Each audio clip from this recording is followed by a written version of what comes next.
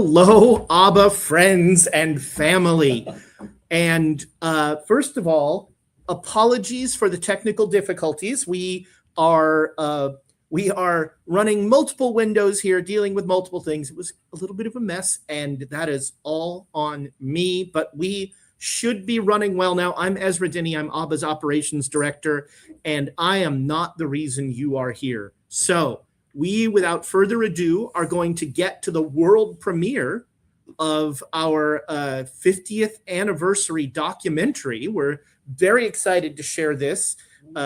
People at our gala got a little taste. By the way, spoiler alert, in the house, Dale Minami and Mike Lee will be here taking your questions. That was some great camera work. They will be in here taking your questions after the documentary. So sit back, let me get off screen, and let's watch this together.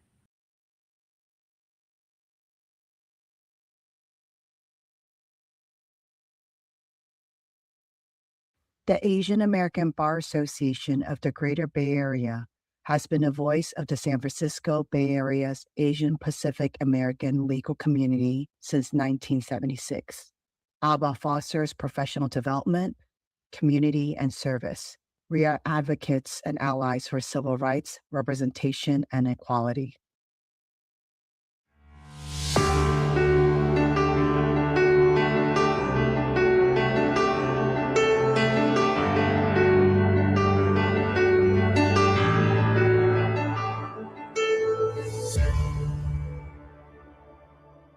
Within the AABA statement, we discussed the purpose of AABA is to build a community, professional development, to be advocates and allies of civil rights, equality.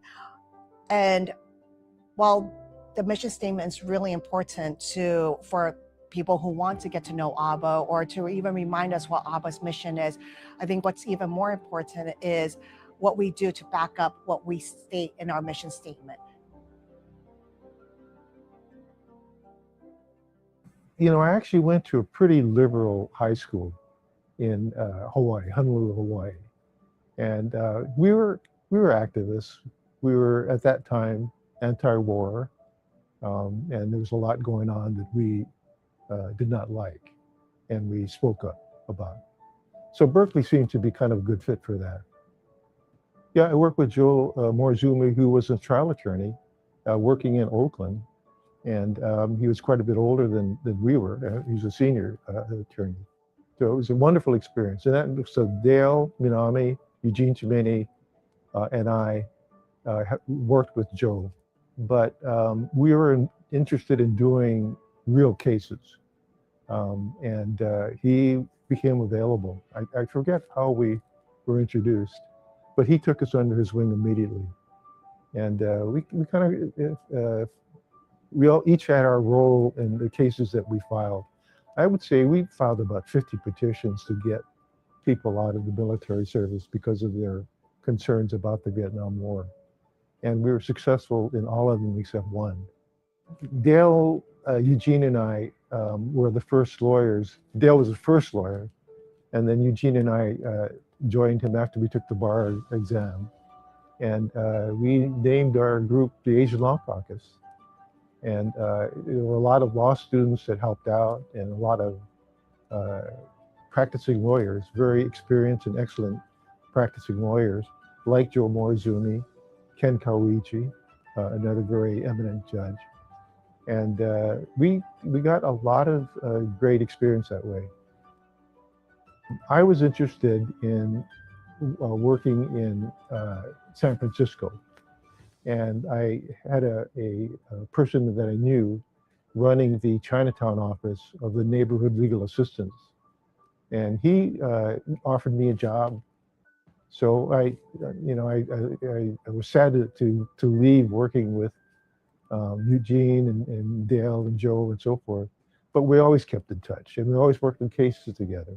Well, Dale and I always wanted to build, a foundation of lawyers. And we work together and to our mutual benefit and to the community's service. Uh, and there was no such organization in existence. So we checked around. There weren't that many lawyers, but we contacted as many as we could. And people were interested in forming a bar association. So we met. There was a older lawyer in San Francisco Chinatown by the name of Jack Chow, who had a very nice restaurant, the Four Seas restaurant. And it was a great place for us to meet and eat good food and have a nice social event. And so we put as many lawyers as we could together. And I think we're probably about a dozen maybe. And not always that many, but, and formed the Asian American Bar Association. And Jack Chow was the first president. And I was the second. And I was kind of a leg person. I did the organizational stuff, but Dale was he's really the brains of the organization. He had the ideas, the principles, and things, and we just fell in line. What he proposed was eminently reasonable, and he's a born leader. He's always been a born leader.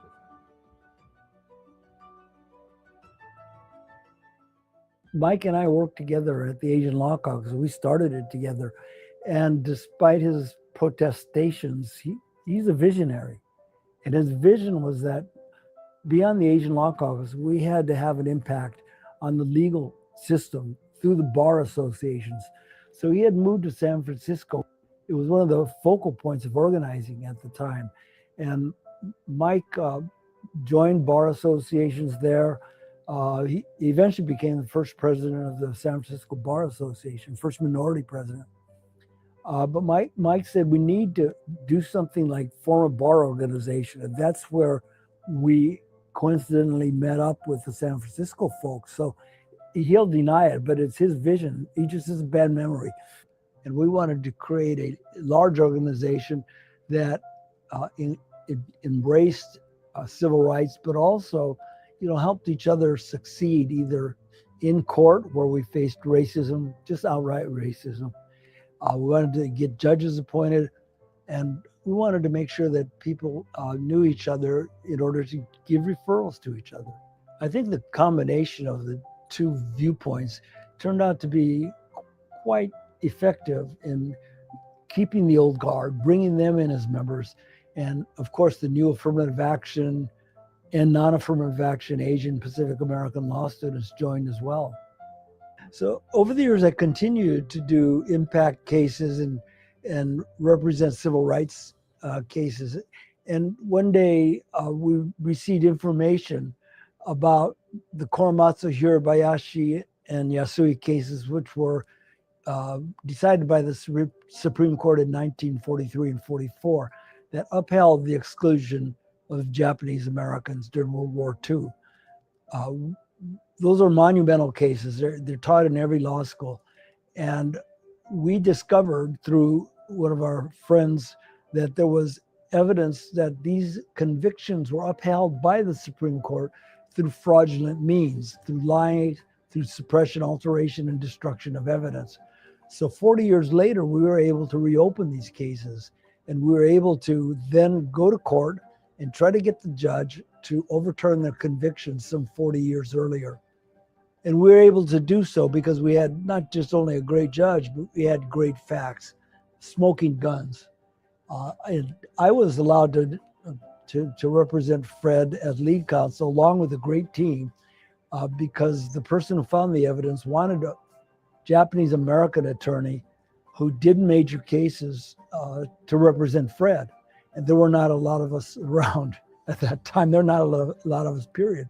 So I was able to lead a team with wonderful people to overturn Fred's conviction at a time when the redress movement by Japanese Americans seeking reparations and redress for their unjust imprisonment in World War II was raging in the Congress. And the decision by our judge allowed us to go with a declaration to Congress and say a court has found that there was no military necessity, that racism propelled this decision to imprison these people, and that their decision in the Supreme Court was obtained by fraudulent means. AABA became one of the most powerful voices for civil rights in this area, in the state, in the country for that matter.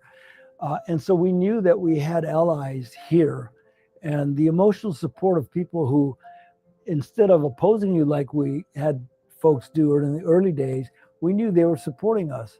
A number of people volunteered, and some of them actually became part of the team. Others would give us that emotional, psychological support to keep on. I've always believed that organizations possess more power than individuals alone. And so for AABA, the first Asian American Bar Association in the country, to bring together different ethnic groups, collaborate, and maintain, I think, their North Star, which is to make America live up to its rhetoric of equality and also support other marginalized groups rather than just your own. And I'm so proud of their work in that area, because over the years they've kept that North Star and have done right.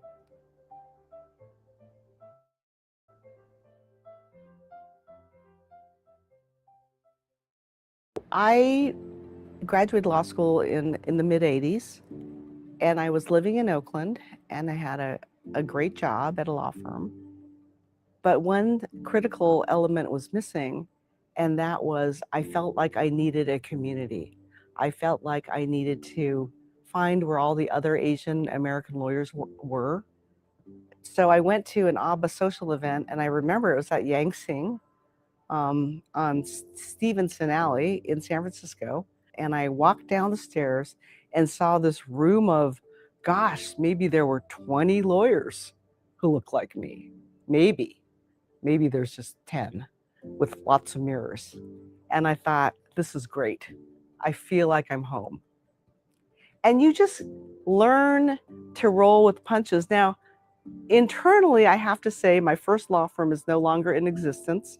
So I can tell the story, and the partner who is the subject of this story, it has passed. But every Pearl Harbor day from the time I was a first-year lawyer, he would knock on my door, say, yes, come on in. And he'd say, Joan, you know what day it is? December, whatever the day is. He said, yeah, today's Pearl Harbor Day. I just want you to know that. Now, when you're a first-year lawyer, that just completely throws you off. Like, am I going to get fired? And in those days, there weren't sexual harassment laws. No one really pursued race discrimination. I didn't know what to do other than feel incredibly insulted and angry and feel like I needed to work harder to prove myself even more. That happened up through the time I became partner. I became partner in 6 years. I brought in one of the biggest clients to the law firm at the time. Nevertheless, he came in and he knocked on my door and he said, I just want to remind you, even though you're a partner, today's still Pearl Harbor Day. So I wanted to create an environment where all Asian lawyers were viewed as equal to anybody. And I wanted to create an environment where people didn't feel like they had to excuse themselves or walk in with a chip on their shoulder, that they had every right to have a seat at the table, they had every right to be the lead trial lawyer, they had every right to be a judge, they had every right to be the primary questioner in a deposition. And that was not even an issue. But in my days, that was an issue. And in my days, you could feel the strict scrutiny of somebody kind of sizing you up based on appearances. It's not like I'm award crazy. Really, I'm not award crazy. In fact, there's a part of it that makes me a little uncomfortable because it feels like you're bragging about yourself, which is very anti-Japanese American. So genetically, I'm adverse to that feeling. But nonetheless, I found myself seeking positions of leadership or being asked to, which I decided to pursue because I wanted our communities to see that an Asian American woman could lead. simple. So I became a president of the Asian American Bar Association of the Greater Bay Area in 2001. I parlayed that to get on the big bar, the Bar Association of San Francisco board, and I was elevated quickly to become a president. So in its then 134th year of existence, I was the first woman of color president. I was awarded the Unity Award by the Minority Bar Association here in the Bay Area. I became a regional governor of the National Asian Pacific American Bar Association, NAPABA. I got the NAPABA Trailblazer Award, which is the highest award that organization gives. I was awarded the Spirit of Excellence Award by the American Bar Association, Anti-Defamation League, Thurgood Marshall Award. My pinnacle achievement, I think the award, I call it the Old Ladies Award, sorry, but it was the American Bar Association's Margaret Brent Award. I was really, really pleased because it acknowledged my career work. And even now, I mean, I love mentoring people. I must mentor 10 people a week. People I just have regular calls with just to help out on some sticky situation, or more often than not, to give them an atta girl or an atta guy, just, you can do it. I believe in you. And just having somebody who has been decorated as much as I have saying, I see you, I see your talent, you're amazing, just get over this hump and go get it. It's just, there's no better feeling other than winning a case than seeing somebody's face light up and realizing that you've just infused them with hope and energy and a path forward.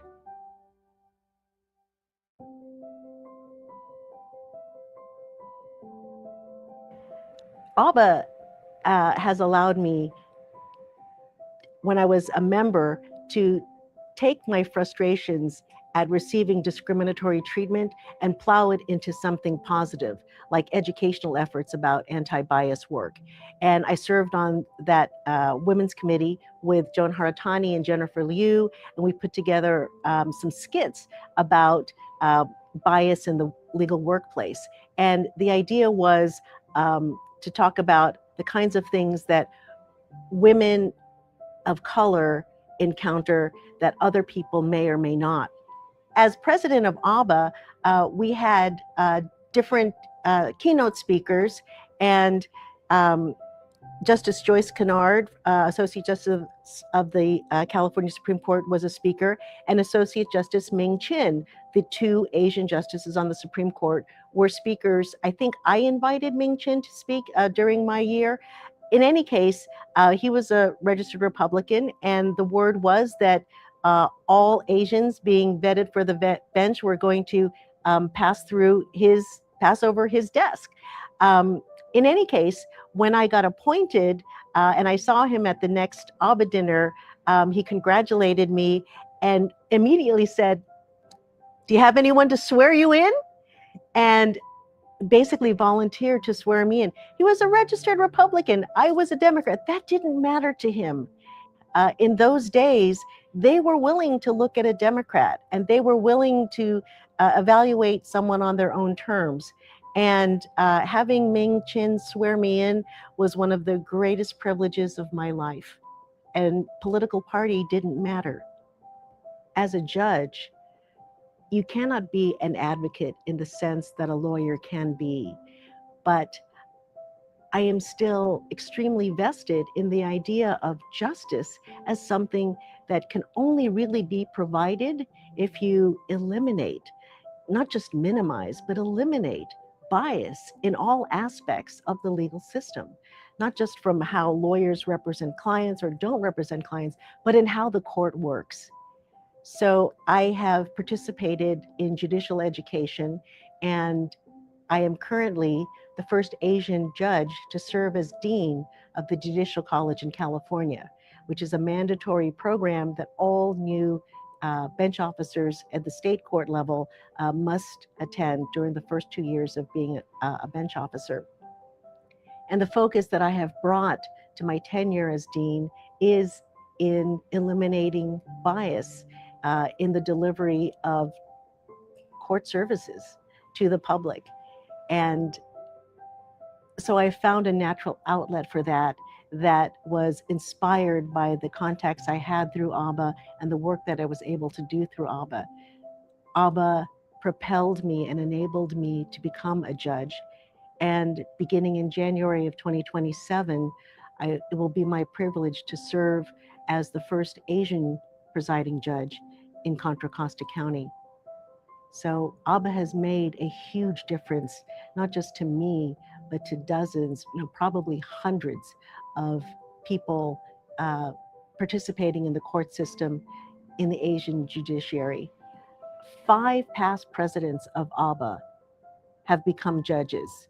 That would be myself, Judge John Sugiyama, Judge Margaret Fujioka, Judge Victor Huang, and Judge Yumi Lee, who is a federal judge in the Northern District of California, all past presidents of AABA.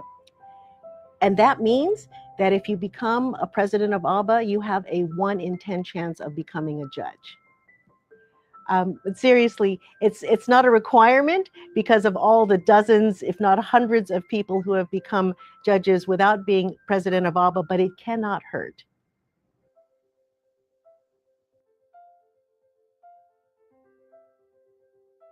I was a young associate, probably 3 or 4 years practicing, and my partner now, Joan Haratani, and mentor, encouraged me to join AABA at a lunch where she was encouraging everyone to become involved in their community. So being a dutiful young associate, I did exactly that. And I remember attending one of my first AABA mentoring events and walking in and thinking, I have never seen so many Asian American lawyers in one place. And it was pretty exciting, inspiring, and a little overwhelming, to be frank. Joan asked me to help Ted Ting the year he was president. And that was the first leadership role that I had with AABA, which was to be education co-chair, education committee co-chair. And I really enjoyed having that active role and being able to design programs for AABA, including the MCLE mini marathon, which continues to this day, which I'm very proud of. And it was really through that experience that I eventually decided to run for the board, and then eventually was asked to run to be an officer of the board, which I agreed to do. And people like Joan and Ted Ting and others encouraged me to take on that leadership role.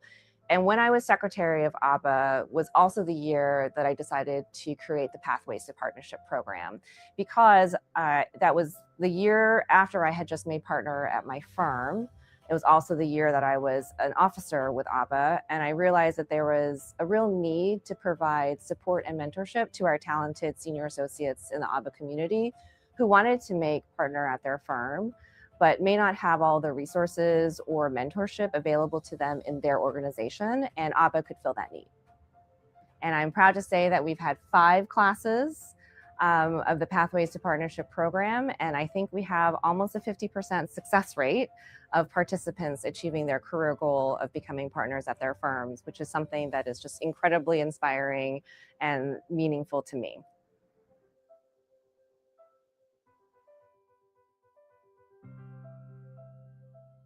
So I don't have anyone in my family who's a lawyer. I didn't grow up around a lot of lawyers. I didn't really maybe understand what a career in the law truly looked like outside of television. So I had been a member of the Asian American Bar Association, but I had not been super active. I did receive the newsletters, and I recall reading one of them, and it mentioned the Pathways to Partnership program. At the time, I was probably a couple of years out from the partnership decision at my firm and had not really understood all that it entailed. I think I had this idea you just keep working hard and maybe you make partner or maybe you don't. And the Pathways announcement talked about all these other factors to think about, the dynamics at your firm, the politics, how to become a business generator, how to pitch to clients. And thought, oh, this is really interesting stuff and not something I'm learning elsewhere, not something I'm even aware of. And so I really wanted to be a part of it. During COVID times, and I and probably everyone else was feeling very disconnected. We were all remote. And I was just so surprised to be able to have a community that kind of grew around me through this experience. So I was assigned a mentor group. And I remember at the first meeting, everybody in my group had read my materials. They knew who I was. They had thoughts about the resume that I'd submitted and how I could make that even better. The activities and the assignments they had us do, one of them I recall was pitching yourself. If you were at a cocktail party, how would you describe what you do? And everyone was so invested. They listened to my pitch. They gave me amazing feedback. I was just so surprised to have this community of very accomplished lawyers take an interest in me and help me and want me to succeed. And for me, it felt like a community I didn't know that I needed. And once I had it, I was like, this is amazing. After doing the program, I did end up making partner at my firm. And the next year, I really wanted to participate in the program, but not as a mentee, but as a mentor and eventually an organizer of the program. It had been so important to me, and I was really excited to help shape the program and give other people that same opportunity that I had going forward.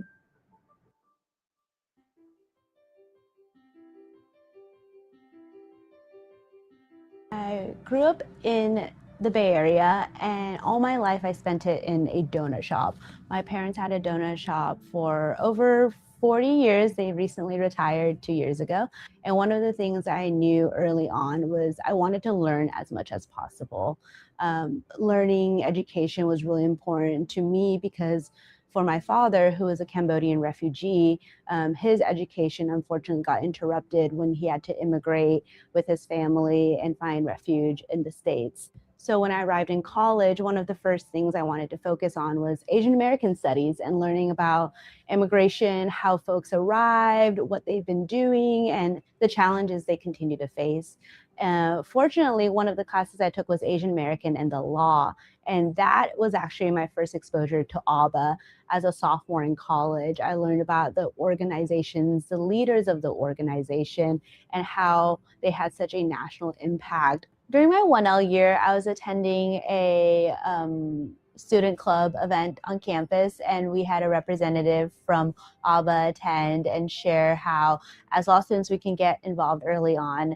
I was pretty set on attending already, but there was a really good selling point, which was we have good food, bring Tupperware. I had never thought about that being the delivering line for a professional organization, but it really worked on me. I was pretty set that I was going to be involved in AABA.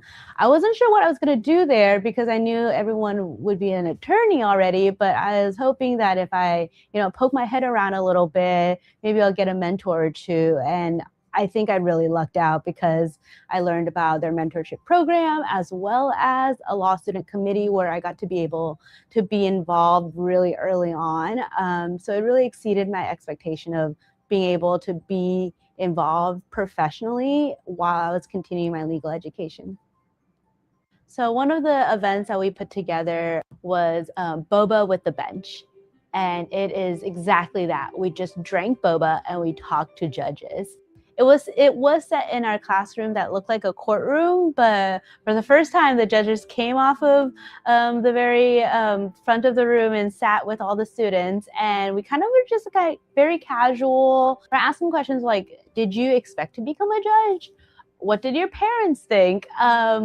Did your parents still compare you to other people when you became a judge?" Like all these other questions that were just very, very honest and very earnest of like wanting to know how folks were able to kind of build their pathway to where they were.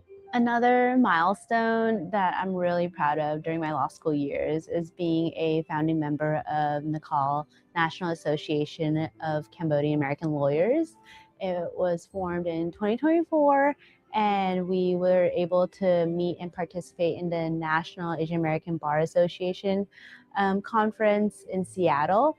And I think being in a newly formed affinity group and professional network, it really shows how much AABA has impacted the community, and not only be an anchor in the community, but really in inspiring other folks to continue on and continue building off the foundation that AABA and a lot of the older bar association committees have created. Just knowing that at the end of the day, it's not about what we've just built, but how we can move it forward.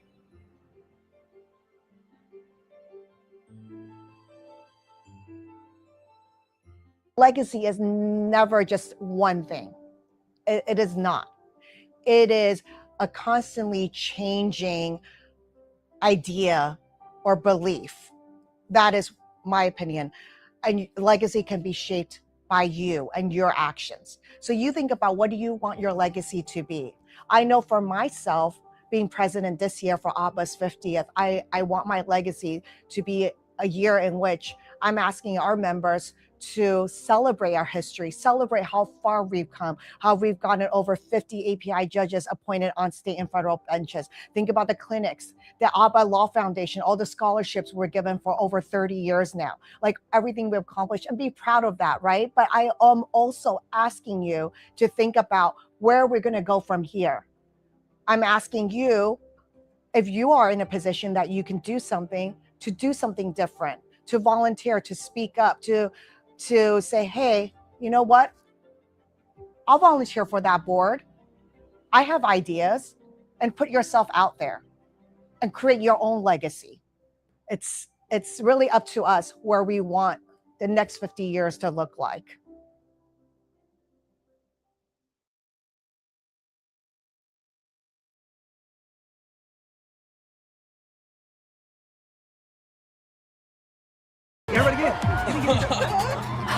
Fit everyone in with iPhone 17 Pro. And stay connected with AT&T. You got this, guys. Get iPhone 17 Pro on us with iPhone.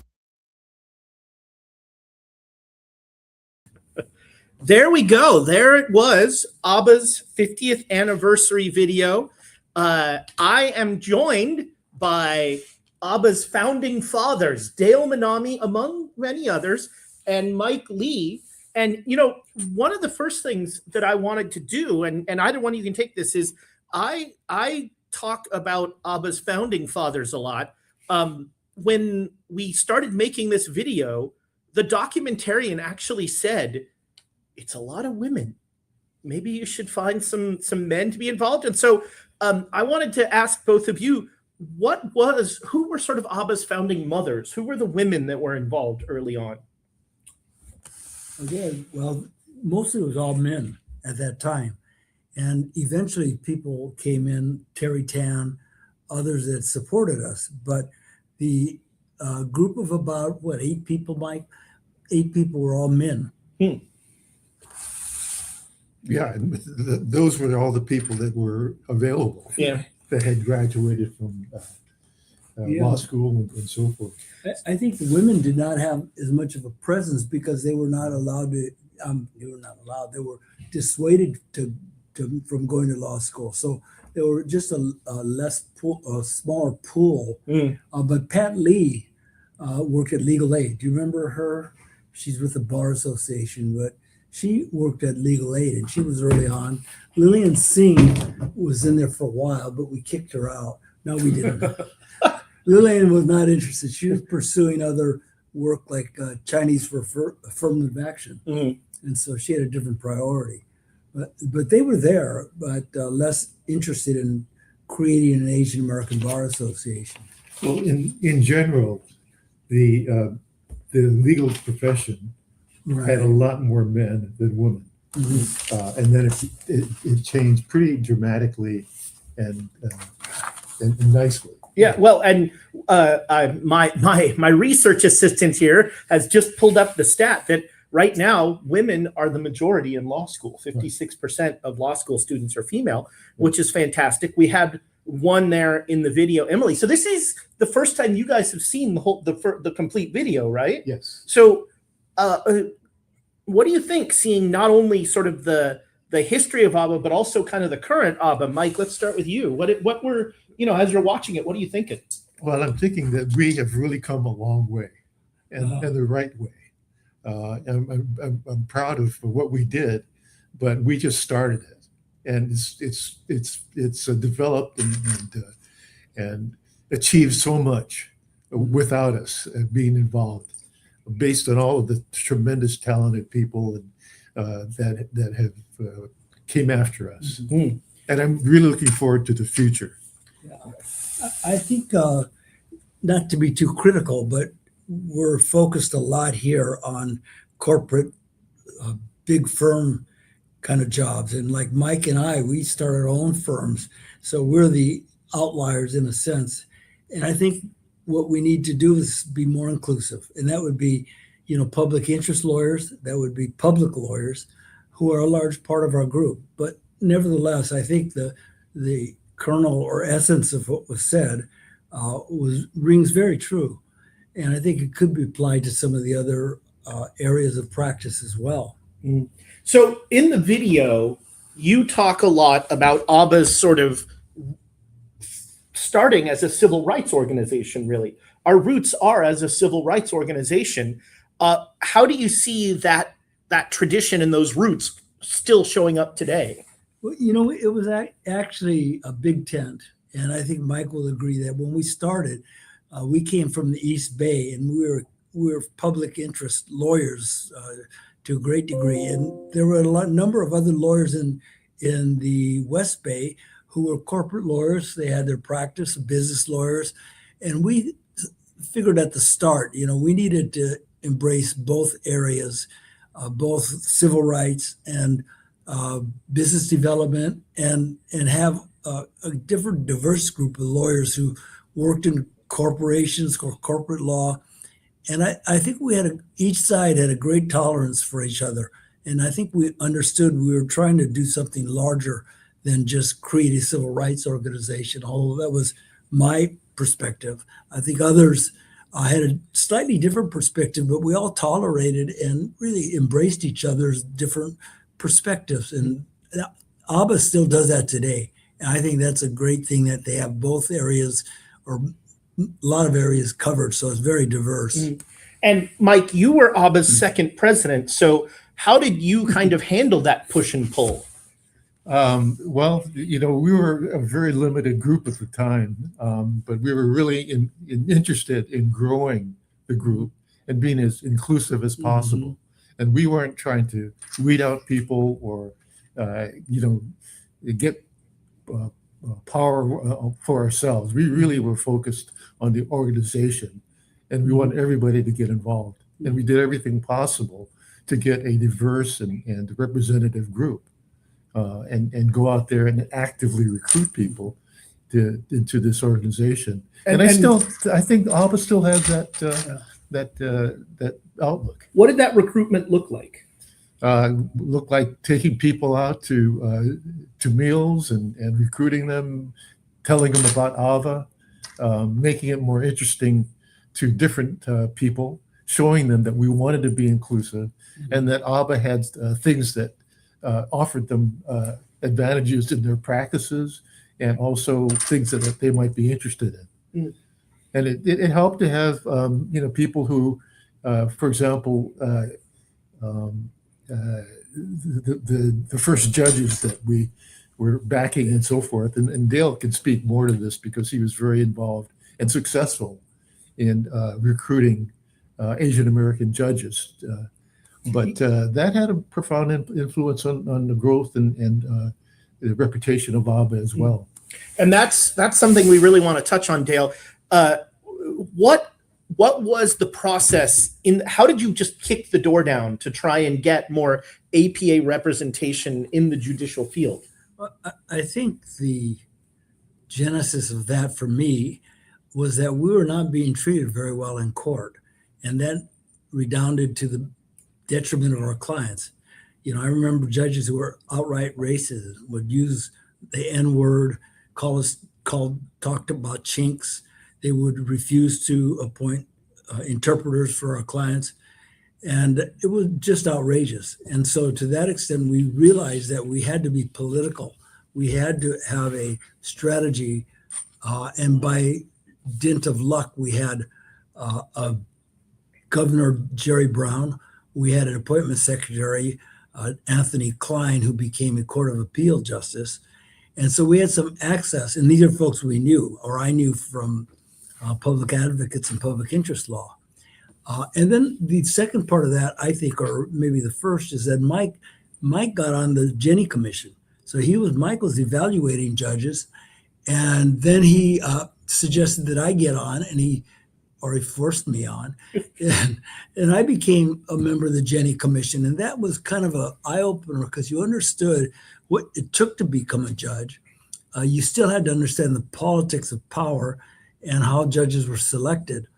And I think and Mike and I talked about this, that because of the way we were treated in a way, we understood that you had to have people of color on the bench. You needed more diversity. And that's a great argument for diversity. And once we started pushing and lobbying for judges, then a complexion and gender of the court changed, but also the sensitivity to cultural issues such as need for an interpreter and other cultural issues became much more, I think, widespread in the judicial branch. So, Mike, can you just talk a little bit about what's a memory for you from like the forming of AABA? I'll give you an example.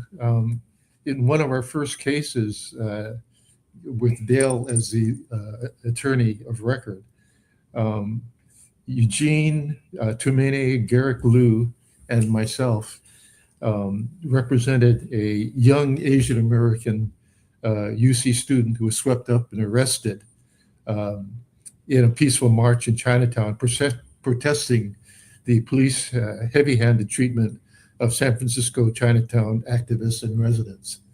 And I remember at the time that San Francisco had only 2 Asian American judges.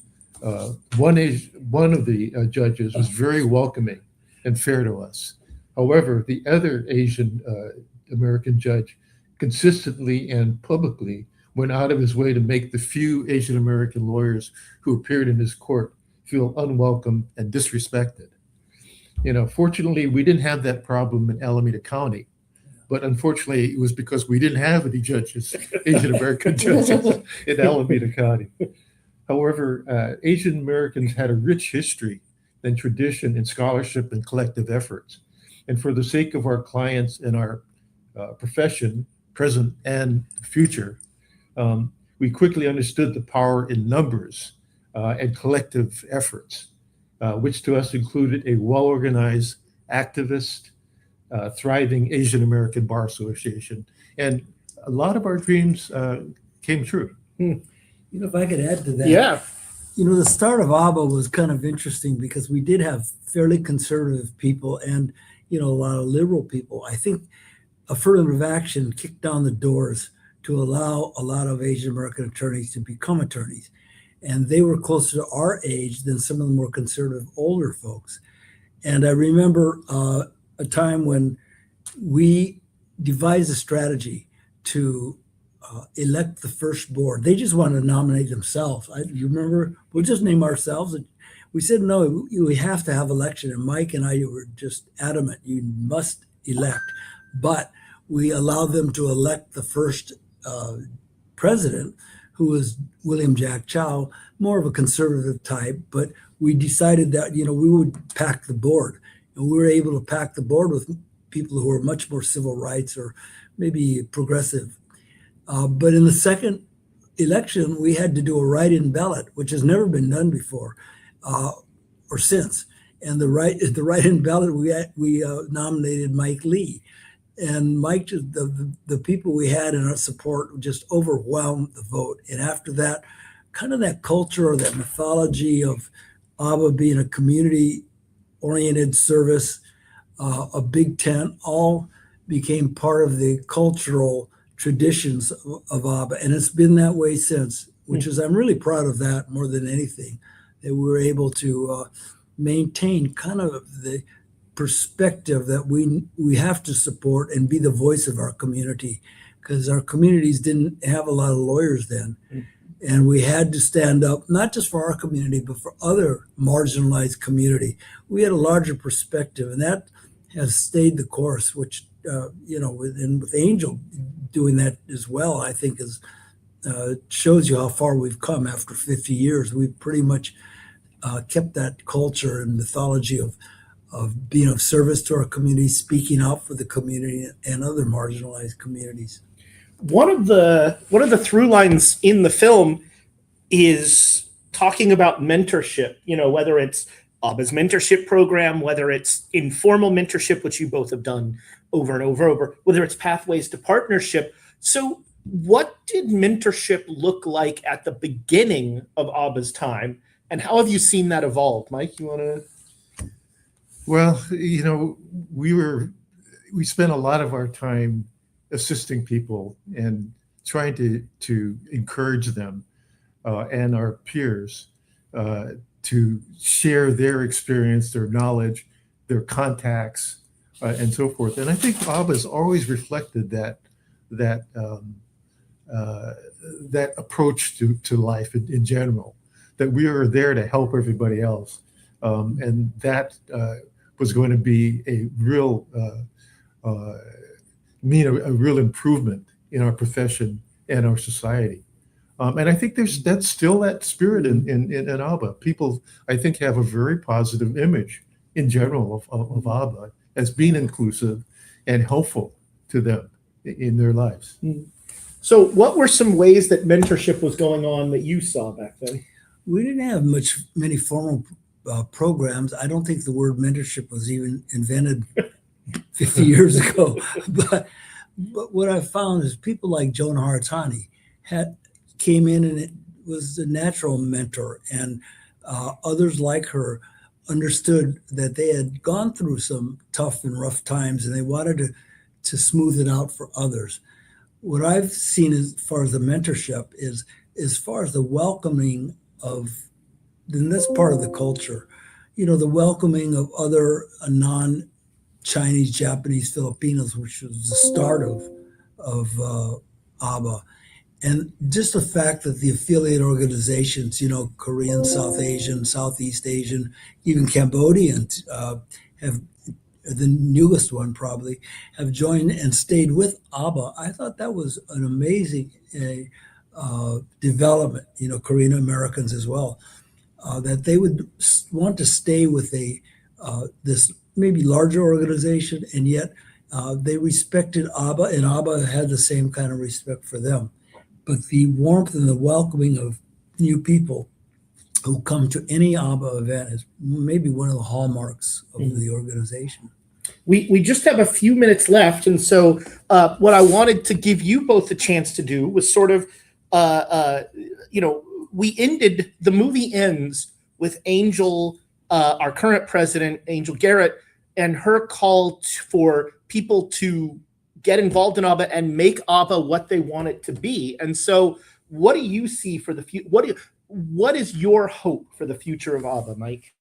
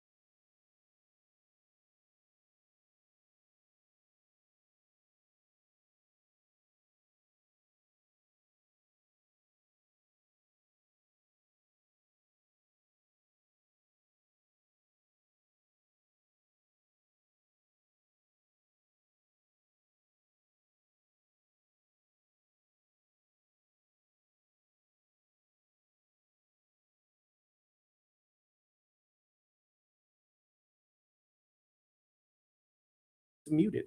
There we go. I want to thank you for hanging around and for being with us through the technical difficulties.